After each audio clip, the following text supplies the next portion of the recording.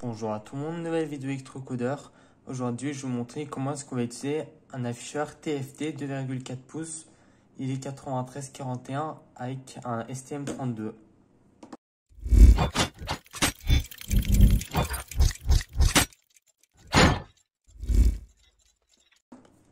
Donc ces afficheurs-là sont tactiles en général. Cela dépend de la puce qui est derrière. Et moi, la puce que j'ai, c'est ili9341. Donc c'est un écran TFT. C'est la différence des autres écrans. Mon écran, moi, il fait 2,4 pouces. Mais ça peut dépendre des écrans. Il y en a qui font 2,8, d'autres 1,8, 1,4. Ça dépend de la taille que vous avez acheté. Ensuite, selon les modules aussi, c'est pas partout qu'il y en a. Il y a un lecteur de carte SD que on va pouvoir utiliser si on veut, mais moi, j'ai pas vraiment trouvé l'utilité, donc je sais même pas comment on va faire pour l'utiliser. Ensuite, le fonctionnement, notre écran, il va envoyer des données à l'écran grâce au protocole SPI. Donc, ça va être grâce aux pins, notamment SDI ou MOSI, MISO, SCK, DC, Rosette, CS. C'est grâce à ces pins-là qu'on va pouvoir écrire des informations, la couleur, la taille. C'est grâce à ça qu'on va pouvoir définir ces choses-là. Ensuite, moi, dans mon afficheur, ils sont pas tous compatibles avec le toucher. Donc en fait, il est tactile. Ils sont pas tous tactiles, mais le mien, il est tactile. Donc je vais pouvoir vous le montrer dans la prochaine vidéo. Mais c'est pas sûr qu'ils sont tous tactiles. Ensuite, moi, j'ai utilisé un STM32, puisque déjà, ils sont plus rapides. Ils fonctionnent en 72 MHz, alors qu'un Arduino, il fonctionne en 16 MHz, donc c'est pas autant rapide. Ensuite, j'ai pas réussi à faire fonctionner cet écran-là avec un Arduino Uno ou Nano, ou peu importe. J'ai pas réussi. Moi, j'ai juste réussi à le faire fonctionner avec un STM32, et c'est pour ça que je vais vous montrer dans cette vidéo comment on va faire. Mais si vous savez qu'un Arduino Uno, ce que je peux vous conseiller peut-être, ils vendent parfois des écrans qui viennent directement se clipser comme ça, comme dans... En fait, c'est des shields TFT. Et une fois que vous branchez, vous n'avez aucun câblage à faire, sauf que vous n'avez plus trop de pins. Et en plus, vous n'aurez plus accès aux pins, puisque si vous mettez un composant comme ça, par exemple la pin A5, ici, je ne peux plus l'utiliser. Et ensuite, déjà, c'est une carte Arduino Uno, donc elle n'aura plus beaucoup de pins. Alors que les cartes STM32, il nous restera encore des pins. C'est pour ça que ça, c'est l'avantage. Si vous avez besoin de plus de puissance, plus de poids encore, le mieux c'est un STM. Et de toute façon, dans cette vidéo, je vais vous montrer avec un STM. Donc, je pense que je vais passer au câblage maintenant. Donc, aussi, avant de prendre n'importe quel câble, moi, je vais vous dire ce que j'ai remarqué. J'avais des câbles anciens que j'avais déjà utilisé beaucoup, qui commençaient à vieillir, en fait. J'avais déjà essayé, ça fonctionnait pas, de temps en temps, mon écran il partait, ça faisait un écran noir. Donc j'ai beaucoup changé. J'ai beaucoup changé de câble en fait. Et au final, ça a marché. J'ai pris des tout nouveaux. Là, j'ai zéro souci. Donc ce que je peux vous conseiller, si vous n'arrivez pas à le faire fonctionner, cet écran, c'est de changer de câble peut-être. Et c'est souvent ça qui change. Donc aussi, quelque chose qui est différent dans cet afficheur, il fonctionne en 3,3 volts. Donc pas de 5 volts, sinon vous risquez de le crier. Donc le 3,3 volts, le VCC il est ici. Bien sûr, le schéma il se trouvera dans mon GitHub comme le programme. Donc ça, on va mettre au 3,3 volts. Ensuite, le GND, on va le prendre. Voilà, je vais prendre un câble, peu importe. Là, vous voyez GND. Et le GND, je vais le relier sur un ground. Donc ça, c'est pas compliqué aussi. Sur un ground de mon STM. Ensuite, là, on va passer au pin qui change sur les cartes. Moi, ma carte, c'est une carte STM32 F103 C8 T6. Donc, c'est une carte Blue Pill en fait. Et les pins, en fait, c'est les pins SPI. Donc, ça va changer selon vos cartes. Donc, ce sera pas forcément pareil. Mais en plus, mon programme, il fonctionne qu'avec les cartes STM. Ensuite, la pin CS, Chip Select en fait, en anglais.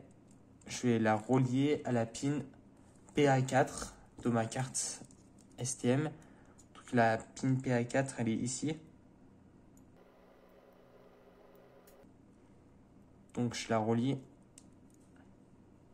Vous voyez, le câble, j'ai un peu eu du mal à rentrer, donc c'est bon signe, c'est-à-dire qu'il est nouveau en fait. Et ça, c'est mieux. J'ai eu beaucoup de soucis avec les câbles. Donc maintenant, je vais essayer de prendre des nouveaux câbles à chaque fois. Donc là, je vais prendre plusieurs câbles. Je vais pas défaire les câbles en fait. Donc maintenant, la pin rosette. La pin rosette, je vais la prendre de mon écran. Je sais pas si on voit bien. La pin rosette,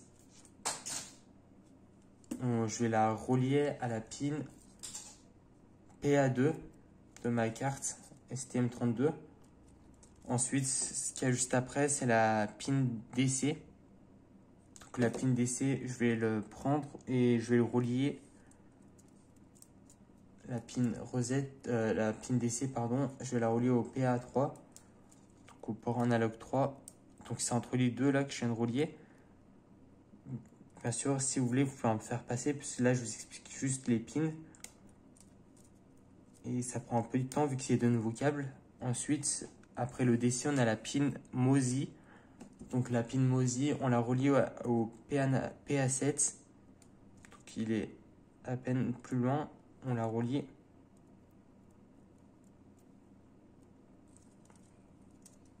Donc on vient... Je vais relier la pin PA7 à la pin MOSI ou SDI, ça dépend. Ensuite, il me reste la pin SCK encore. La pin SCK, je vais la relier au PA5.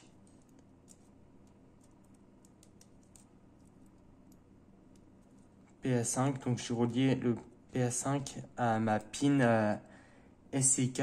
Ensuite, il me reste plus beaucoup de câbles. Il me reste la pin LED.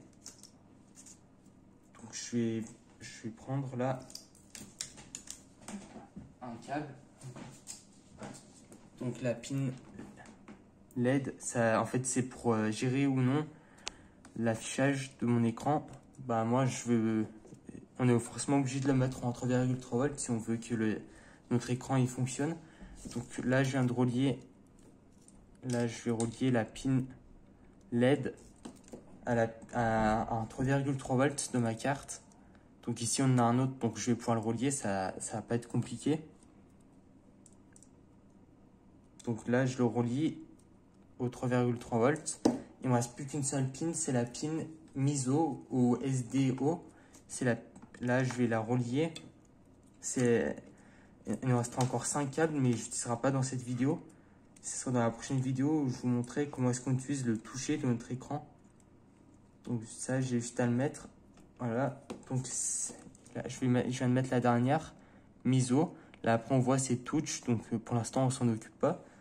Donc MISO ou SDO, ça dépend. C'est à la pin PA6 de mon STM32.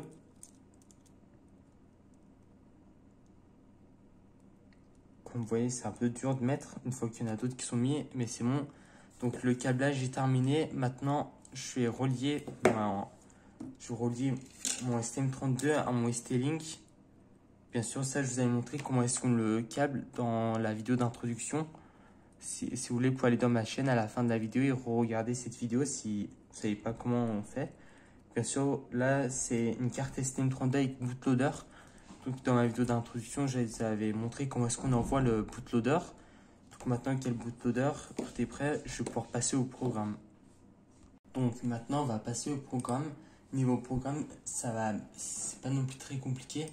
Ce qui est important, c'est bien d'avoir toutes les librairies. Et toutes les librairies, elles seront dans le GitHub. Je sais plus sur quel site que je les avais trouvées, mais je remercie la personne qui a créé cette librairie-là, puisque ça a vraiment dû prendre du temps à faire tout ça. Donc ensuite, ici, je vous ai fait un petit rappel où il faut regarder en fait c'est quoi les pins. Donc moi, c'est ça. D'abord, on va inclure la librairie spi.h. Donc cette librairie, ça va nous permettre de communiquer entre la carte STM et notre écran. Ensuite, ici, c'est pour l'instant, ça je n'utilise pas, il me semble.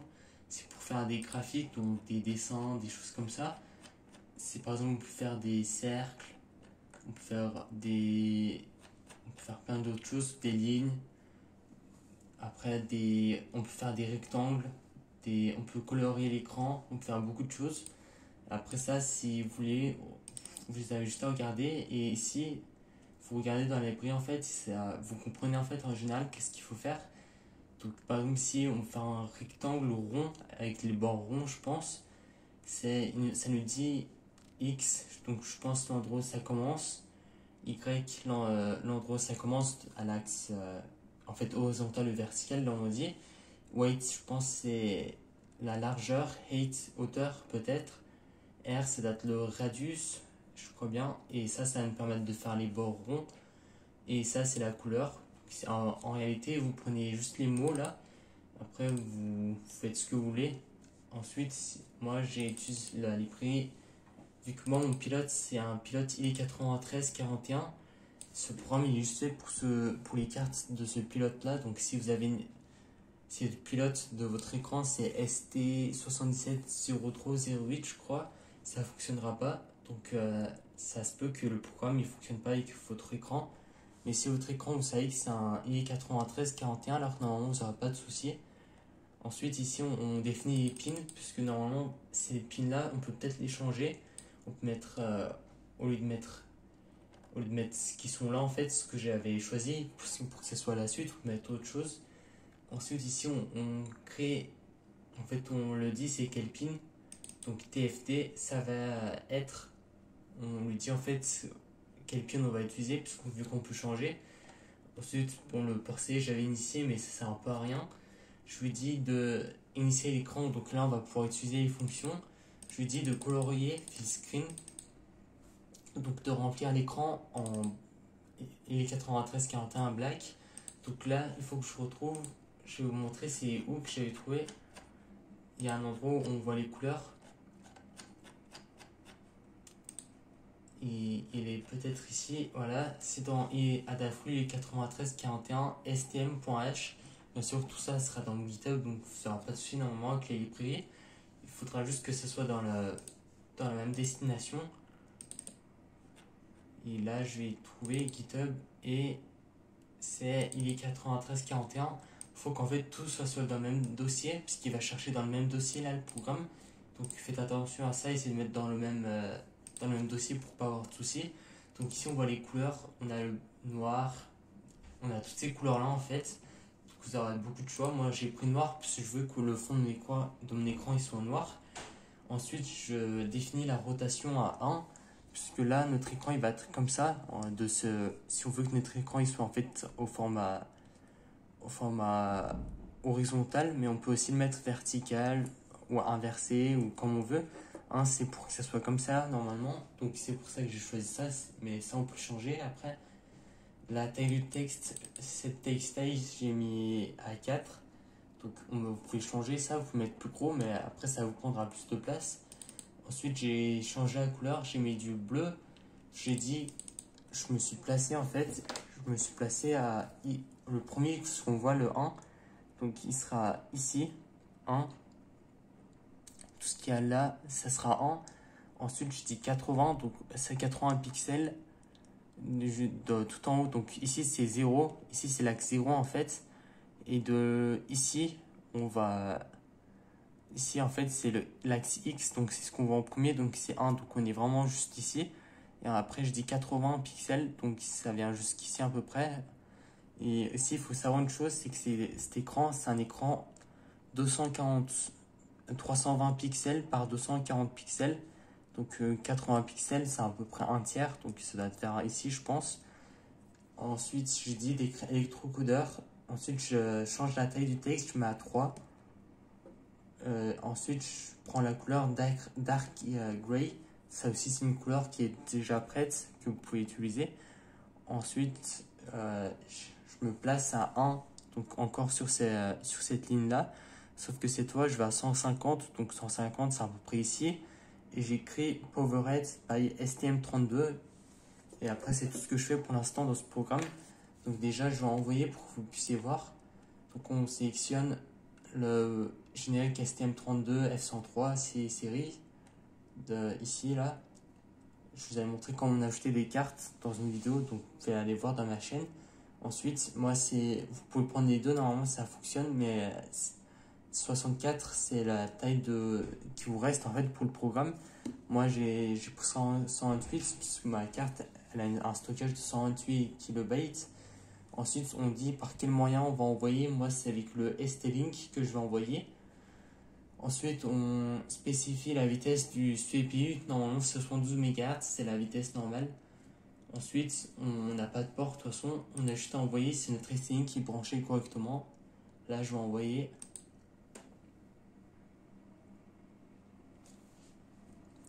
Et donc, là, vous voyez, électrocodeur, PowerAid by STM32. On a bien à voir ce qui est écrit.